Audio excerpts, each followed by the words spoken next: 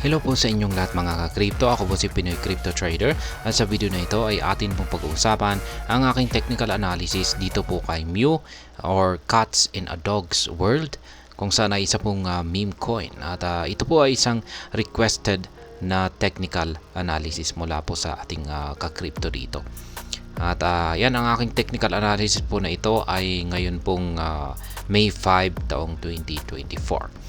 Kaya ayan, ang ating pong nakikita rito ay ang daily chart time frame nitong si Mew, kung saan ay ayan, iilan lamang po yung kanyang mga daily candlestick dito. Mula po ito sa datos ni Binance.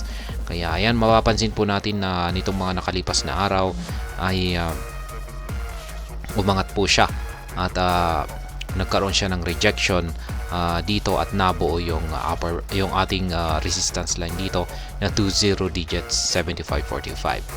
At saka yung pinaka support line naman po rito ay ang kanyang bottom price na nasa 20 digits 2011. At maliban po rito ay meron na rin pong nabuo na isang trend support line, kung saan ay kamakailan lamang po ay dito siya nagkaroon ng rejection. Kaya ayan, bago po tayo magpatuloy ay nais ko lamang po munang bigyang linaw ang aking disclaimer, kung saan ang nilalaman po ng video na ito ay hindi po ito isang financial advice. For education and information purposes lamang po ang layunin ito. Maliban po dito ay nais ko na rin pong magbigay babala na wala pong kahit anumang group chat ang Pinoy Crypto Trader.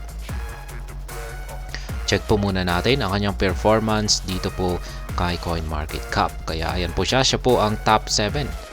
Tingin ko top 7. Ayan, top 1 itong si Dogecoin. Ayan, meme coin, mga top meme coins po ito. Ranking by market cap or by market valuation. Kaya ayan, yung pinakamataas po yung kanilang market cap. Kaya ayan, number 1 si Dogecoin, number 2 si Shiba Inu, number 3 si Pepe, number 4 si Dogwifhat, number 5 si Fluky Inu, number 6 si Bonk, number 7 si Book of Min, at ayan, number 8 po itong si Mew, Cat in a Dog's World. Ang kanyang performance po nitong nakalipas na 24 oras at saka nitong nakalipas na 7 araw ay negative. Ayan, bumagsak po siya. Kaya bumagsak po ng 0.85% ang kanyang performance nitong 24 hours at nitong 7 days ay 4%. Kaya mukhang nakakaranas po siya sa ng pagbagsak hindi po katulad ng ibang mga meme coins natin dito na sila ay maangat. Itong si Bonk ay nakakaranas na rin po ng pagbagsak.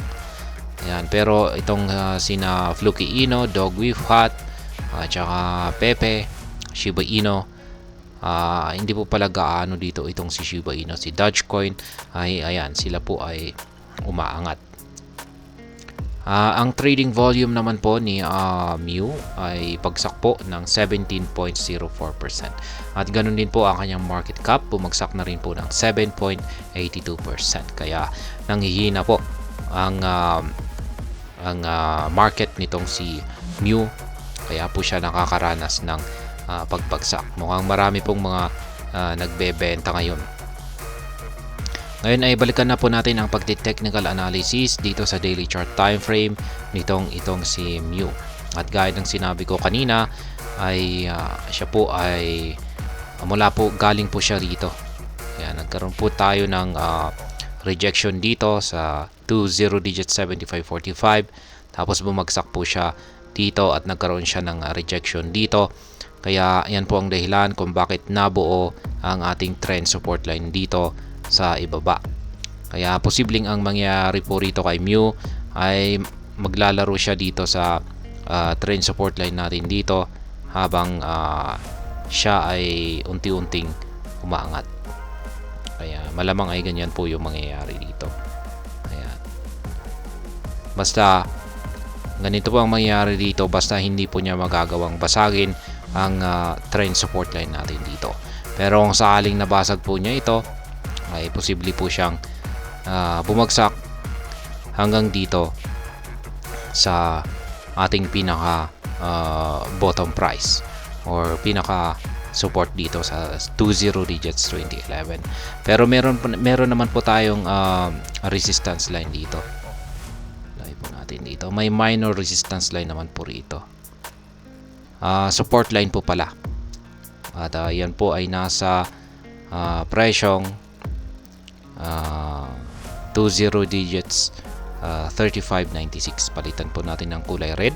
Lahat po ng mga kulay red ay nagsisilbi pong mga support line at lahat naman po ng mga kulay green ay nagsisilbing resistance line. Kaya kung sakaling bumagsak po, kung sakaling nabasag po ito at bumagsak si Mu at nabasag ito, ay at least meron tayong isang support line dito na nakaharang. At yan po ang 20 digits 3596 ayan, na magsisilbing harang. At kailangan po niyang basagin ito bago po siya tuluyang bumagsak dito sa pinakahuling support line natin na 20 digits 2011. Yan, pero pag hindi po niya kayang basagin ito tulad ng aking sinabi kanina, ay ang mangyayari po rito ay ayan, unti-unti po siyang maglalaro dito lamang sa ibabaw ng ating trend support line habang siya ay umaangat. Yung wala po tayong Housewitt indicator dito, kundi ang tanging meron lamang ay ang ating QQE mode indicator, kung saan ay na-form po ito dito po sa lower portion ng ating QQE mode indicator. Kaya ibig sabihin ay bearish po ang nararanasang sitwasyon or ang may control sa market nitong si Mu. Kaya mukhang magkakaroon po siya ng retest dito. Kaya ito po yung babantayan natin dito. Posibleng magkakaroon po siya ng retest dito. Yan, at kung bumagsak po siya at pinatamaan po niya ito, ay bantayan po natin ito kung ito ay mababasag niya or kung ito ay tatalbog dito. Kaya ayan, ngayon ay baba po tayo sa 4-hour chart time frame kasi meron po akong nakita na isang pattern dito at yan po ay isang triangle pattern. Kaya ayan po siya, binubuo po ng trend resistance line natin na ito at ang support line natin dito sa ibaba. Kaya ayan po ang ating triangle pattern dito. Kaya ang mangyayari naman po rito ay kung saan po siya magkakaroon ng breakout. Kaya mukhang ito po yung mas magandang tutuan natin, yung kanyang 4-hour chart time frame kumpara dito sa ating daily chart time frame. At ayan, kung pag dito po sa 4-hour chart time frame, ang tututukan po natin ay ito, yung kanyang breakout sa kanyang upper portion. Kasi yung pag dito po siya nagkaroon ng breakout, ay ayan, aangat po siya. Ayan, aakyatin po niya ang 20 digits 7507 na major resistance line natin. Pero pag dito po siya nagkaroon ng breakout, dito sa kanyang lower portion, ay ayan, babagsak po siya. Ayan, hanggang dito sa major support line natin dito sa ibaba na 20 digits 1986. Kaya ayan, mukhang mas okay pong bantayan yung 4-hour chart time frame ni Mu kumpara dito sa ating daily chart time frame dito. Kaya yan po ang aking technical analysis dito kay Mu para po sa nag-request dito. At hanggang dito na lamang po tayo sa video na ito. Sana po ay inyong nagustuhan ang aking paliwanag sa video na ito.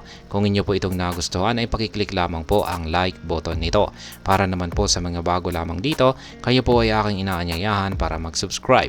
Pakiclick na rin po ang bell icon nito dahil ito po ang siya magsisilbing notification nito sa mga bago kong videos na akin pong ina-upload sa aking YouTube channel na ito. Marami pong salamat sa panonood. Ingat po tayo lagi at God bless po sa ating lahat.